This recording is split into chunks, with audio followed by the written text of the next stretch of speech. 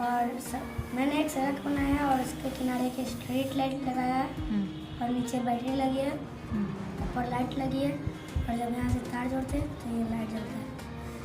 Good, very good.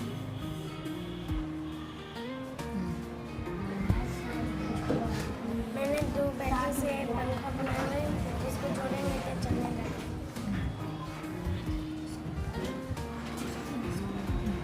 Good. मैंने battery बनाया, battery के तार को स्विच में जोड़ा, स्विच से लाइट में जोड़ा, स्विच ऑन करेंगे तो लाइट जलेगा, स्विच ऑफ करेंगे तो लाइट बंद होगा।